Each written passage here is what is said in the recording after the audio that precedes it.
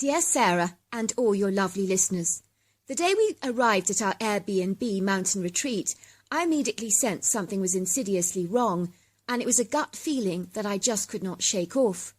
We were in a remote area surrounded by exquisite mountainous views of smoking blue statuesque mountains that rose up in the sky like imposing masterful pyramids, and the ever so delightful Swiss-style picturesque log cabin was flanked on one side by an exquisite forest of towering, majestic tall trees, and there was a silvery lake surrounded by a scattering of pretty evergreen Christmas trees, and its sparkling surface reflected the mountains and the trees like a shimmering mirror.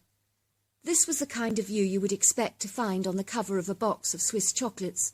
So why, if I was surrounded by such idyllic, extraordinary beauty, did I feel this rising sense of foreboding and nausea that welled up in the back of my throat, with a very bitter aftertaste? I knew something was off, but I planted a positive smile on my face as I watched my husband remove our suitcases from the taxi cab and give the driver a very generous tip. And then we watched him driving away down the precarious, rather bumpy dirt road. "So what do you think?" said my husband, pulling out the large brass key from his pocket. "Would you like to do the honours?" he said, handing me the key. I turned the key in the lock and opened the door. The cabin was so resplendently decorated with exquisite oakwood furnishings and comfortable, superbly upholstered couches, not to mention a state-of-the-art modern kitchen where no expense has been spared. And then, of course, there was an incredible bedroom, and when I say incredible, I mean incredible. The bedroom was utterly enchanting, with its own wraparound porch and sliding glass doors that extended out onto an outside patio. You would step out onto a really gorgeous wooden deck, with steps that led down into the yard. This deck was adorned with high-quality outside furnishings that overlooked the sensational panoramic mountainous views. Then there was sumptuously attired king-size bed, which was smartly dressed with the finest layers of crisp Egyptian white cotton bedding that was extravagantly sprinkled with pretty pink and red rose petals, and there was, of course, a bottle of champagne on ice in a bucket, not to mention a white towel that was shaped into a swan. It was like we were really being welcomed. "It's so beautiful," I said to my husband as he opened the champagne and poured me a glass of bubbling champagne, and we clinked our glasses together. "Happy 5th anniversary," said my husband, kissing me affectionately. "Thank you for making me a very happy man and putting up with all my nonsense." "What nonsense?" I teased. "I don't know," he said. "I suppose I can be preoccupied with my work sometimes and not give you the attention you deserve." Suddenly we heard a woman's voice calling out, "Hello there!" "That must be our landlady," said Finn, as we went in the hallway to greet her. I noticed that our landlady was a buxom woman in her early 60s, with long white hair tied back together in a rather messy pigtail. She also possessed a rather exposed, sun-damaged skin and very pretty blue eyes. "Welcome to America," said the lady. I'm Cynthia. I'm just popping around to check that you've settled in well and to wish you a very happy 5th anniversary." "Thank you very much," I said. "It's such a pleasure to meet you. This is my husband, Finn, and I'm Zara, and we live in the Utrecht in Holland, where everything is very flat, and so every anniversary we visit parts of the world with mountainous views. Last year we actually visited the Alps in Switzerland, because we're so enamoured and bedazzled by mountainous scenery like this. Do you realise how fortunate you are to be exposed to such idyllic beauty every day of your life?" "Oh, I know, it's beautiful here," said Cynthia. "I wouldn't live anywhere else in the world, even if you paid me to." "Now," she continued, "I've stocked the fridge with all the food you ordered, but should you need anything else, don't hesitate to call me. I'm a phone call away. I just think I should warn you that it's an old cabin, so don't be surprised if you hear strange banging during the night. Also, remember not to go exploring during the night, as there are wild animals out there. But I do keep a supply of bear spray in the cupboard, should you actually need it. We have people here staying in these cabins from all over the world, you know," she boasted. "Whereabouts in Holland did you say you're from?" she asked again. "Utrecht," I said. "We live in an area known for its tree-lined canals, university and Christian monuments. It's a beautiful area, but everything is flat, so everyone just cycles absolutely everywhere." "I know all about Holland," said the woman, tapping the end of her nose. And then she whispered something to my husband in his ears and giggled, and then retreated out of the cabin door and got back into her car and finally drove off. "What on earth did she say to you?" I asked, my husband curiously, that she clearly didn't want me to hear. "She said, 'I know all about the red light district, but your secret is safe with me.'" I gasped in horror. "Is that what people think of Holland? That we're one big blazing red light district? That's horrifying." "Well, let's not kid," laughed my husband. "Cynthia is a little eccentric. One thing that perturbed me, though, is why would she say that we must not be worried about banging at night, because this is an old cabin, when clearly it's not. I would say that this cabin is very, very new. It's only been recently built. It's incredibly new." "Well, that's a bit extraordinary," I said. "It's a rather peculiar thing to say." Before long, Finn and I were settling down in the cabin, and we soon decided to retire to bed early that evening, as we were both feeling rather tired, and I decided to read the visitor's book to Finn. "Listen to this," I read to my husband. "This is from a lady called Eva Johansson from Sweden. I really loved my stay at the cabin, but I kept seeing a strange face staring at me through the window at night. I think it was a bear, and they can be very inquisitive. So do keep your curtains drawn, unless you want to get the fright of your life, which I did. Word of warning, the house can be incredibly noisy because of the old pipes. So my advice to all visitors, do not be alarmed by the noise. Otherwise, I really enjoyed my stay." "Wow," said my husband. "They keep going on about the old pipes banging, but that's absolute nonsense. This place is new. There are no old pipes." "Well, this is a comment from Carlotta Wagner from Austria," I continued. "Very beautiful log cabin. Thanks for great hospitality, Cynthia. Just wanted to say that noises at night did bother me rather a lot. Something big was walking around our cabin. I assumed it was the bear that you were telling me about, but it was making these horrible grunting sounds that were very unsettling. And I do believe this bear was possibly making the banging sounds as well. I don't necessarily believe it's old pipes, because I did check your pipes and they look rather new. You should warn your guests, because it was really quite scary, and even my husband was freaking out. And he does not scare that easily. Just a word of advice, that's all, but had a fabulous time. Thanks so very much." "Well, I'm not bothered about a bear loitering around the cabin at night," said my husband. "Are you?" "No," I said. "I rather like the idea of being visited by bears, although I do hope the critter will let us get some sleep. Listen to this, it's from Sasha Fisher, all the way from Germany. This is a quaint, charming, idyllic cabin, but there is something not right about this place. Sorry, Cynthia, but I had to say it. There is something menacing around your cabin that really made me feel distinctly unsettled. Maybe you should investigate the position of the cabin. Could it be built on an old Indian burial ground? I say that because there is something outer-worldly about this place, and during my stay I could never ever relax. I felt as if something was watching me. And in the woods, when my husband and I went walking, I believe we were being stalked. I always got the sense that something or someone didn't want us here. Also, as you pointed out, Cynthia, the old pipes in this place really give me the creeps and the heebie-jeebies. They made quite a lot of noise during the night, so it was very hard to get any sleep. Otherwise, a really enchanting cabin, and I did enjoy my stay. Many, many thanks." "Wow," I said. "Can you believe that? Is this Sasha lady suggesting that the place is haunted?" "Maybe," I said. "Or why would she be talking about an Indian burial ground? Do you think she saw something supernatural?" "Very possible," said my husband, "although I've never been convinced by the supernatural myself. I've got to admit that as picture-perfect as this cabin is, there is definitely something airy about this place." I looked at my husband in shock. "I felt it too the moment we came here. It was as if something wasn't quite right," I said. "Well, we're here now," said my husband, "and the views are breathtaking. Let's just make the best of our time here. I'm sure it'll be fine." Our first night in our cabin was so peaceful that Finn and I slept in really, really late, and were absolutely amazed to discover that we awoke at 12 o'clock in the afternoon, and so we decided to take it easy that day, and we thought we'd take a light afternoon walk in the woods, so that's exactly what we did.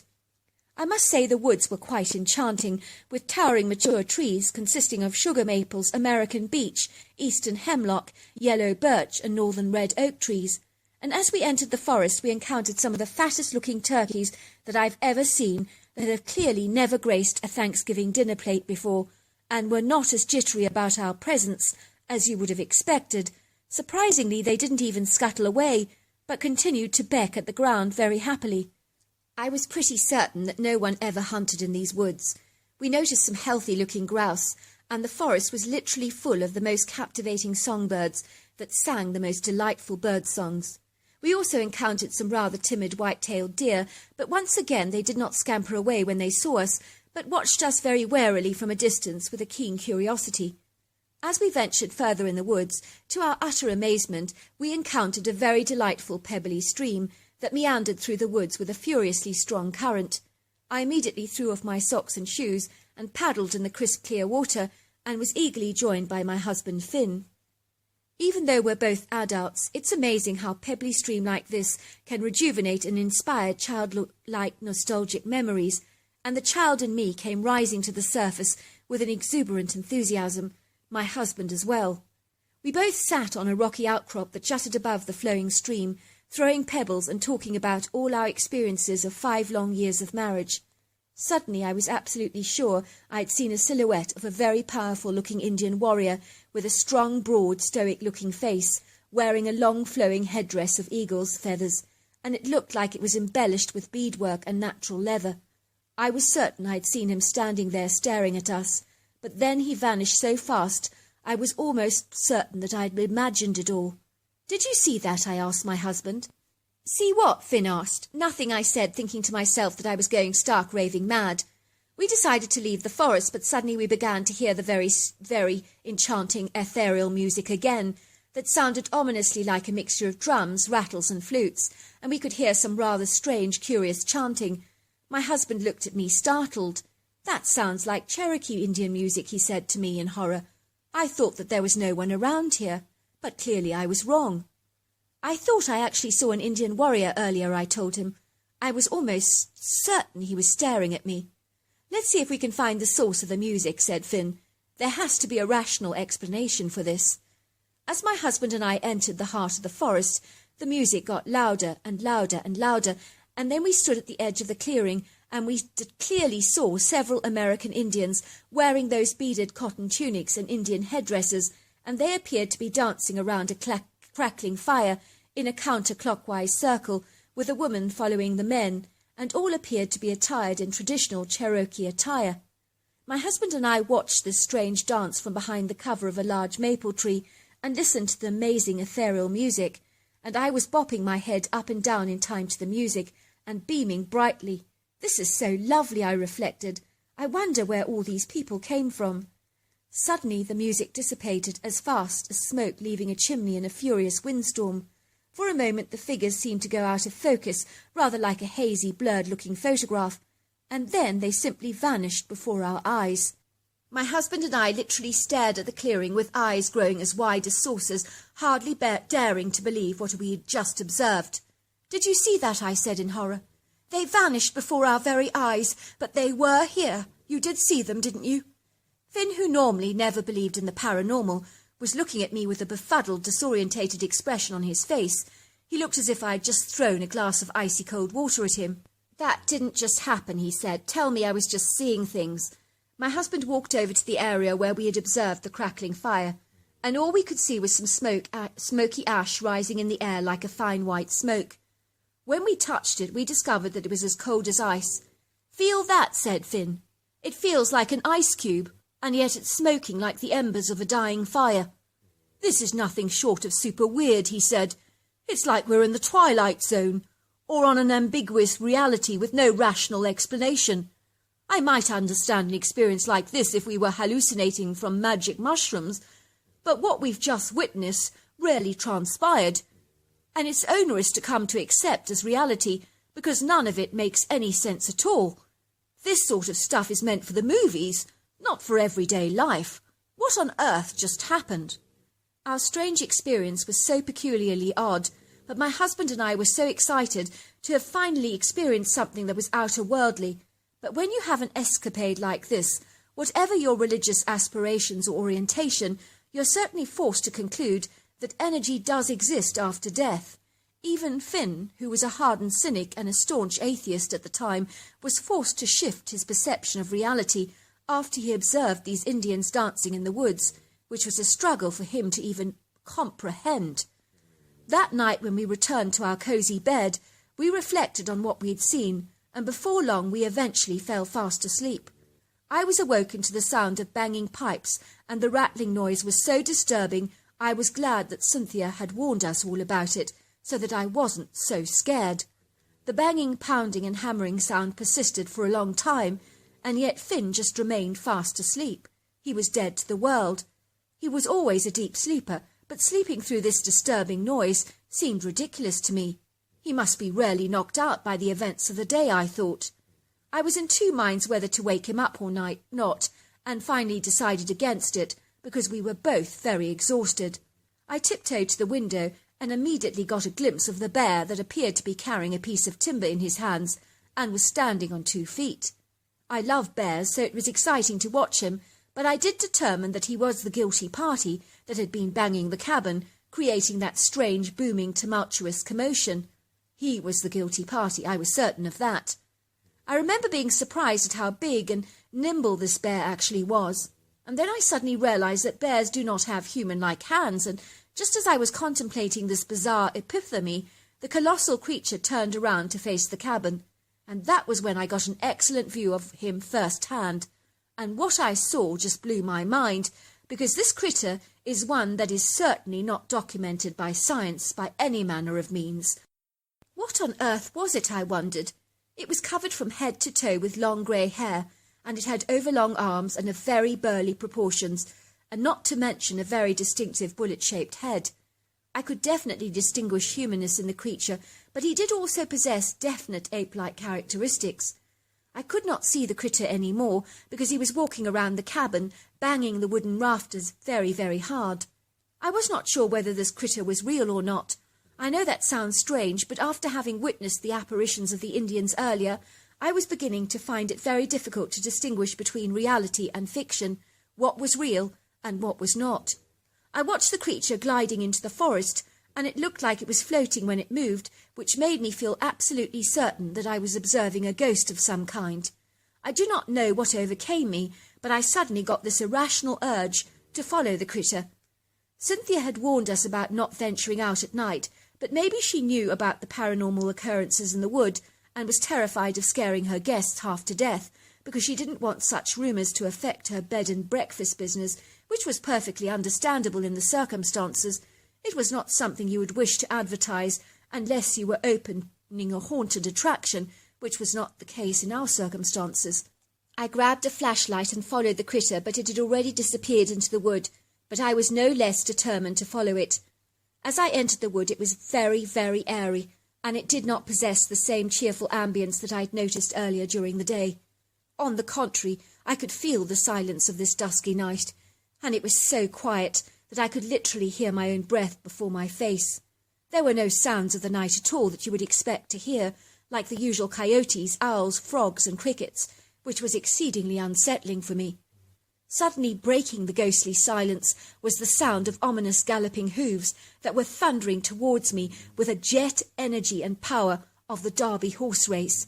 It was utterly terrifying to sense this formidable energy thrashing towards me with such a force.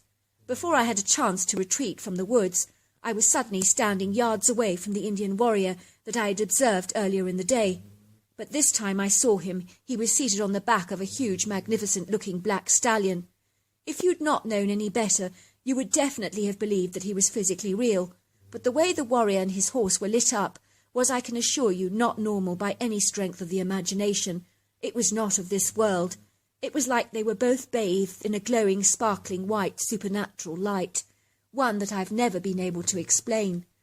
I was so transfixed that my mouth hung open and my eyes grew as wide as saucers. In that moment I was so beguiled and bedazzled and amazed by what I was observing that my fear was suppressed by this heightened feeling of awe and wonder.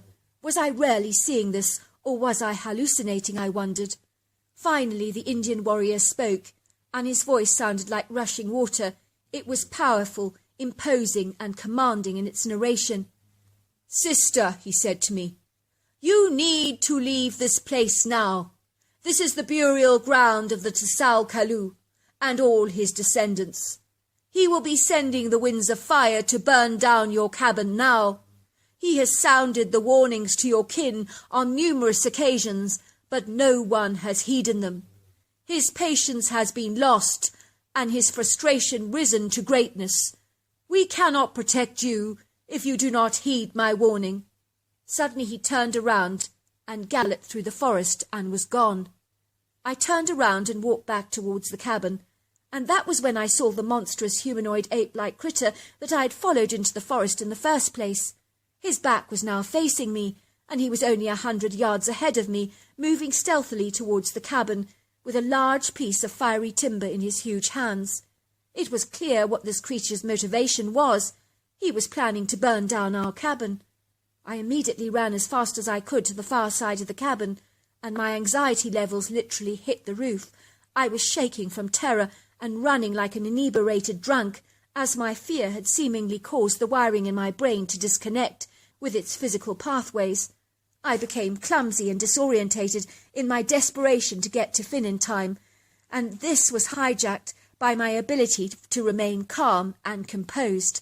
I was so alarmed because all I could think about was Finn and how I needed to wake him up now, because it was very clear that this creature wanted to burn down our cabin. The creature was heading towards the front side of the cabin and was lighting up the timber beams, which was absolutely amazing because wooden cabins tend to have much more fire resistance to normal homes. But our cabin was lighting up like a Christmas tree, and very fast. I ran around the back end of the cabin, up the steps of the wraparound porch, and rammed as hard as I could on the grass window pane, and I was shouting Finn's name. "Finn!" I screamed. "Finn! Finn! Wake up! Wake up now!" Suddenly I saw Finn staring at me through the glass pane of the sliding door, which pulled back slowly. He was yawning and wiping the sleep from his eyes. "What are you doing out there?" he asked in amazement. "And why do you look like a deer caught in headlights?" "We need to leave now," I screamed, grabbing the bag with our passport, phone and money. "The cabin is on fire." For a moment Finn looked a little muddled and confused, and so I pushed him towards the porch, very forcefully, and when he finally saw the fire that was engulfing the front side of the cabin, he literally sprinted with me towards the outer edges of the wood. We stood there in awe, watching the cabin engulfed in flames, burning down incredibly fast, and we immediately called Cynthia. "What is the heck going on?" asked Finn. "How on earth did the cabin catch on fire, and what were you doing outside?" "Finn," I said, "if I understood what was going on, I would tell you, but I cannot explain anything that has happened since we've been here. It's all very anomalous to me." Cynthia soon arrived. There she was, in her dressing gown and slippers, and struggling out of her car, and then she came bolting towards us. "Do you know what's happened?" she asked. I shook my head. I mean, how could I tell her about the strange humanoid ape that had lit up the cabin in flames? Cynthia was shaking her head aggressively. "I don't understand it," she said. "This is the 4th time this cabin has burnt to the ground. It keeps happening over and over again. Even the fire investigator doesn't know how these timber beams burn down so fast. It's all very odd. If I didn't know any better, I would think it was done on purpose, but the previous fires appeared to have no sign of accelerant used, so something very bizarre is going on." I looked at Cynthia very kindly and took her lovingly in my arms to comfort her.